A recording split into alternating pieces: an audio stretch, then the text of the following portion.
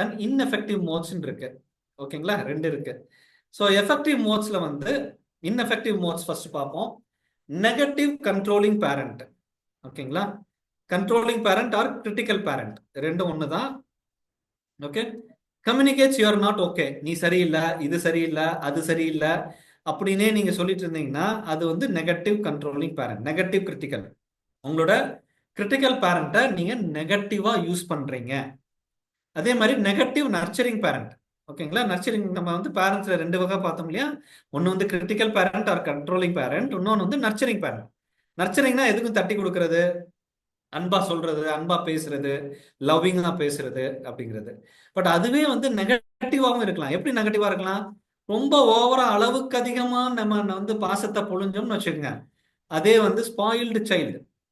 ஓகேங்களா, பேம்பர்டு சைல்டுன்னு சொல்லுவாங்க இல்லையா. நம்மளே நம்ம குழந்தைங்களை கெடுத்துடுறோம். ஓவர் செல்லம் கொடுத்து, ஓவரா தறி கொடுத்து, அவங்களுக்கு எது கரெக்ட் எது தப்புன்னு புரியாத அளவுக்கு நம்ம அவங்களுக்கு கேட்கறதெல்லாம் வாங்கி கொடுத்து அந்த மாதிரி பண்றது வந்து நெகட்டிவ் நர்ச்சரிங். நர்ச்சரிங் பேரண்ட் நல்லது, ஆனா நீங்க ஒரு லெவலுக்கு மேல பண்ணீங்கன்னா அது வந்து நெகட்டிவா மாறிடும். ஓகே, அதே மாதிரி வந்து ஹஸ்பண்ட் அண்ட் ஒய்ஃப் நிறைய பார்ப்பாங்க, ரொம்ப கேர் எடுத்துக்குவாங்க. ஹஸ்பண்ட் வந்து ஒய்ஃபையோ இல்லை ஒய்ஃப் வந்து ஹஸ்பண்டோ ரொம்ப ஓவர் கேரிங். ஒரு லெவலுக்கு மேல கேரிங் ஆச்சுன்னா என்ன ஆகும், தகட்ட ஆரம்பிச்சிருமா, அந்த உறவுகளே தகட்ட ஆரம்பிச்சிடும் நம்மளுக்கு அந்த. ஸோ அதனால வந்து அதுவே வந்து நெகட்டிவா மாறிடும். கொஞ்சம் அதுவே வந்து தள்ளி நிற்குவாங்க. ஓவரா எதுக்கு எடுத்தாலும் வந்து என்னாச்சு இதாச்சு என்னாச்சு அப்படின்னு வந்து பதட்டப்பட்டு இது பண்ணி ஓவர் கேரிங்கா இருக்கிறதும் வந்து ஒரு விதத்துல ஒரு மாதிரியான ஒரு நெகட்டிவான ஒரு விஷயம். ஓகேங்களா, so this is the ineffective modes. Now we will see effective modes. இந்த எஃபெக்டிவ் மோட்ஸ் எப்படி இருக்கு அப்படிங்கறத பார்ப்போம். இதுல என்னென்ன அப்படின்னு பாத்தீங்கன்னா, positive nurturing parent. when this mode the person is caring and affirming. ஒரு ஆளை வந்து மோட்டிவேட் பண்றோம், நல்லா தட்டி கொடுக்குறோம் அப்படிங்கிறது எஃபெக்டிவ் மோட். பட் அதே ஒரு லெவலுக்கு மேல போச்சுன்னா அது வந்து negative mode, negative nurturing parent. அதே மாதிரி positive controlling parent. Positive controlling பேரண்ட்னா ஒரு குழந்தைங்க நீங்க வந்து ஒரு ஒரு ஒரு கண்ட்ரோல் கொண்டாடணும். ஃபார் எக்ஸாம்பிள் ஒரு டீச்சர், ஒரு கேஜி ஸ்டூடெண்ட்ஸோட டீச்சர்னு வச்சுங்க. கேஜி ஒரு 40 குழந்தைங்க இருக்காங்க, 30 குழந்தைங்க இருக்காங்க. நம்ம வீட்டில் வந்து ஒரு குழந்தைங்க 2 குழந்தைங்க மேனேஜ் பண்ணுறதே ரொம்ப கஷ்டம். 30 குழந்தைங்களை எப்படி மேனேஜ் பண்ணுவாங்க? அப்போ கொஞ்சம் கிரிட்டிக்கலாக இருக்க தான் வேணும். அரட்டணும், கொஞ்சம் மிரட்டணும். இப்போ ஏதோ ஒரு குழந்தை தப்பு பண்ண போகுது, சொல்றதை கேட்கவே மாட்டேங்குது அப்படின்னா என்ன பண்ணணும்? நீங்க இன்னும் நர்ச்சரிங் பண்ணீங்கன்னா அந்த குழந்தைய கெடுக்கிறீங்கன்னு அர்த்தம். அப்போ நீங்க அந்த நேரத்தில் கண்ட்ரோல் பண்ணணும். இப்படின்னா இப்படிதான், இதான் பண்ணணும். Certain things are not compromisable. For example, ஒரு சின்ன குழந்தைங்க வந்து கத்தியை ஹேண்டில் பண்றது, கத்தி எடுக்கக்கூடாதுன்னா கத்தி எடுக்கக்கூடாது up to certain age, right? ஒரு தீயோ ஏதோ ஒரு ஒரு சூடான விஷயத்த தொட்டு பார்க்கக்கூடாது, ஒரு லெவலில் கிச்சனில் பக்கத்தில் வரக்கூடாது. அப்படின்னா பக்கத்தில் வரக்கூடாதுன்னா வரக்கூடாது. இல்லை ஹீட்டரில் இப்போ நிறைய பேப்பரில் நியூஸ் பேப்பரில் படிக்கிறோம், ஹீட்டர் சுடு தண்ணி வந்து இப்போ பிடிச்சி வச்சு அதுக்குள்ள குழந்தைங்க விழுந்துடுறாங்க. ஸோ அந்த மாதிரி வந்து பாத்ரூம்குள்ள தனியாக போகக்கூடாதுன்னா தனியாக போகக்கூடாது. That is all critical. That's are rules and regulation. அந்த ரூல்ஸ் அண்ட் ரெகுலேஷன் யாரு, நம்ம ஒரு நல்லதுக்காக நம்ம பண்றோம். நான் எல்லாரும் ஒரு நல்ல என்விரான்மெண்ட் கிரியேட் பண்றதுக்காக பண்றோம். ஸோ அந்த மாதிரி பண்றது வந்து it is a positive controlling parent which is good. ஓகேங்களா, next now we will see the adult ego state.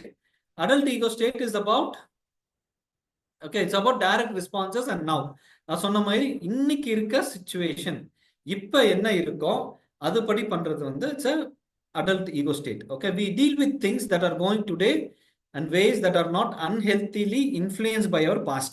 நம்ம பழசை நினைச்சிட்டு பண்றது இல்ல ஃபியூச்சரை நினைச்சிட்டு பண்றது அப்படிலாம் இல்லாம இன்னைக்கு என்னவோ அதை மட்டும் பேசுறது வந்து it's adult ego state. when our adult ego we are able to see people as they are. இது ரொம்ப ரொம்ப முக்கியம். நம்ம ஆன்மீகத்திலையும் சொல்லுவோம், இன்னைக்கு the current the present situation, the now அப்படின்னு சொல்றோம் இல்லையா. இந்த நவுல இருக்கும்போது தான் நம்ம ஒரு விஷயத்த எப்படி நடக்குதோ அது எப்படி இருக்கோ அதுவாகவே பார்க்க முடியும்.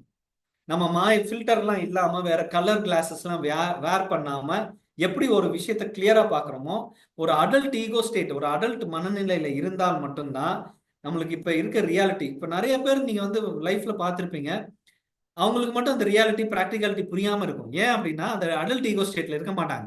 அவங்க எப்பயுமே வந்து பாஸ்ட்ல இருப்பாங்க, இல்ல வந்து ஃபியூச்சர்ல இருப்பாங்க. அந்த மாதிரி இருக்கவங்க வந்து இந்த பிரசன்ட் இப்ப என்ன நடக்குது அப்படி ரியாலிட்டி அந்த ப்ராக்டிகாலிட்டியை மிஸ் பண்ணிடுவாங்க. Okay, so that is the adult ego state. And adult ego ஸ்டேட்ல இன்ஃபர்மேஷன், இது ஏன், எதற்கு, ஏதாவது ஒரு விஷயத்த வாங்கினோம்னா இது என்ன விலை, எவ்வளவு விலை, என்ன நம்மளுக்கு யூஸ் ஆகுமா அப்படிங்கிறத ஒரு அலசி ஆராய்ஞ்சு பண்றது அடல்ட் ஈகோ ஸ்டேட். இது எதுவுமே பத்தி ஒரு பிளைண்டா கடைக்காரன் சொல்லிட்டான் அப்படின்னு வாங்கிட்டு வந்தோம் அப்படின்னா that is a child ego state. Okay, that is not an adult ego state. Adult ego state தான் எல்லாம் விசாரணை பண்ணுவாங்க, ஏன், எதற்கு, நம்மளுக்கு யூஸ்ஃபுல்லா இருக்குமா. ஒரு விஷயத்த வாங்குறதுக்கு முன்னாடி நம்ம டிபார்ட்மெண்ட் ஸ்டோர் போறோம், ஒரு விஷயத்த வாங்குறதுக்கு முன்னாடி இது எதுக்கு நம்மளுக்கு யூஸ்ஃபுல்லா இருக்குமா, குவாலிட்டி நல்லா இருக்கா, எக்ஸ்பைரி டேட் இருக்கா அப்படிங்கறதெல்லாம் ரேட் வேற கம்பேர் பண்ணி வாங்கணும் அப்படின்னா அடல்ட் ஈகோ ஸ்டேட். இல்ல இல்ல இது வந்து சூப்பர் பிராண்டு அப்படின்னு நீங்க வந்து ஏதோ டிவியில வந்து ஆடு இல்ல உங்க உங்க உங்க ஃபேவரட் ஹீரோ வராங்க, ஹீரோயின் வந்தாங்க, அவங்க ப்ரமோட் பண்ண பிராண்டு அப்படிங்கிற இதுக்காக நீங்க வாங்குனீங்க அப்படின்னா you are in a parent ego state or child ego state. You are not in a adult ego state. Adult ego state analyse and take decisions. ஓகேவா? So there is no subdivisions and adult ego state. இது எதுக்குமே வந்து வேற, இது adult ego ஸ்டேட்டுக்கு வேற மாற்று முகம் கிடையாது. Adult ego state is only straight. So that is why it has no got subdivisions. ஓகேங்களா? Next we will see about the child ego state.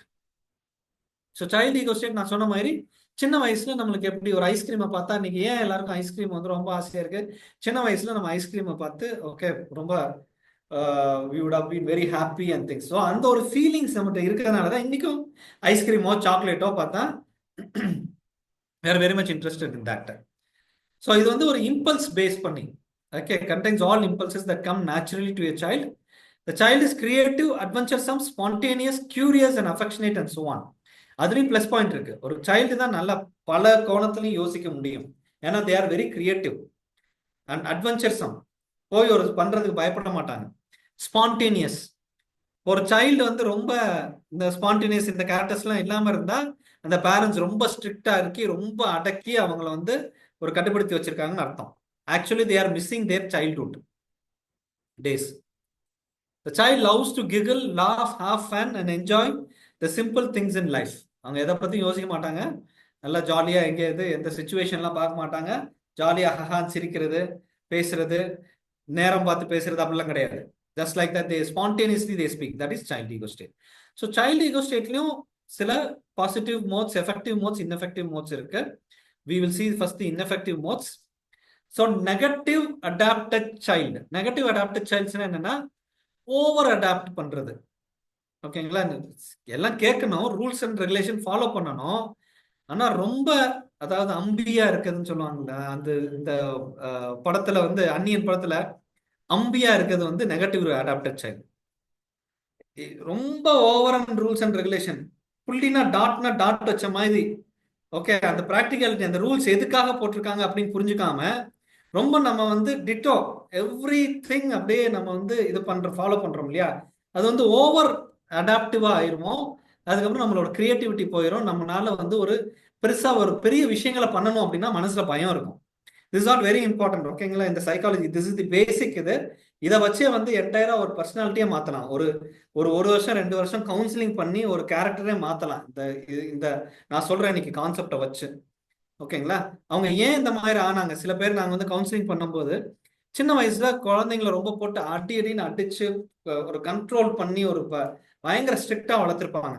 அவங்களால வெளியில வரணும், ஒரு விஷயத்த பண்ணணும்னாலே பயமா இருக்கும். ஏன்னா வந்து அந்த அளவுக்கு வந்து அந்த அந்த ஃபீலிங்ஸ் வந்து அவங்களுக்கு உள்ள இருக்கும். So they are over adapting. ஐயோ நம்ம இதை எதாவது பண்ணா அவங்க தப்பா சொல்லிடுவாங்களோ, இவங்க தப்பா சொல்லிடுவாங்களோ, உலகமே நம்மளை பாராட்டணும்னு நினைப்பாங்க. உலகமே என்னைக்குமே நம்மளை பாராட்டாது.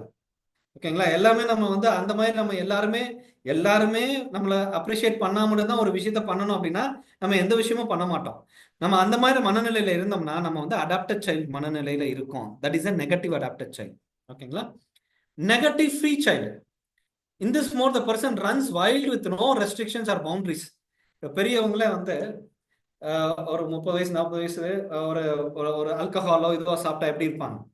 Without any control, right? ஓஹோன்னு ஆடுவாங்க, டான்ஸ் ஆடுவாங்க, அந்த மாதிரி. That is the negative free child. Not only alcohol, ஒரு சிச்சுவேஷன் தெரியாம என்னத்தையோ பேசுறது, ஏதோ வந்து நம்ம ஃப்ரீயா நமக்கு மனசுல பட்டது எல்லாத்தையும் பேசுறது, அது வந்து ஃப்ரீ சைல்டோட நெகட்டிவ் பார்ட். ஓகேவா? அதே மாதிரி நெகட்டிவ் ரிபல்லியஸ் சைல்டு. எதுக்கு எடுத்தாலும் நம்ம வந்து பிளாக் பண்றது, இது சரி வராது, இது கரெக்டா இருக்காது, நீ வந்து தோக்க தான் போற, யூஆர் கோயிங் டு ஓகே நீ எதுக்குமே உருப்பட மாட்ட. நிறைய பேரண்ட்ஸ் சொல்றாங்களே சில்ட்ரன்ஸை, this is a very very no harsh thing. ஏதாவது ஒண்ணு எதிராவது ஃபெயில் ஆயிருப்பாங்க, படிப்பு ஒழுங்காம வராம இருந்திருக்கும், அதுக்காக நீ எதுக்குமே உருப்பட மாட்ட, நீ எதுக்குமே லாய்க்கு இல்லை அப்படின்னு சொல்றது it will go and no அந்த சைல்டோட இதுல வந்து மனசுல வந்து பதியும். ஸோ ஒரு பேரண்ட்டுமே வந்து ரிபலியஸ் சைல்டு, அவங்க எப்பயுமே எல்லாருமே வந்து குறை சொல்லிட்டு எல்லாத்தையுமே இது சரி வராது, அது சரியில்லை, அது சரி வராது, ஓகே மோடியா அவர் சரி இருக்க மாட்டாரு, ஓகே ஸ்டாலினா இவர் சரி இருக்க மாட்டாரு, எல்லாத்தையுமே அதாவது அவங்க என்ன பண்ணுவாங்கன்னா நான் மட்டும்தான் கரெக்டா, உலகத்துல இருக்க எல்லாருமே தப்பு அப்படிங்கிற மாதிரியான பார்க்க ஆரம்பிச்சிருவாங்க உலகத்தை.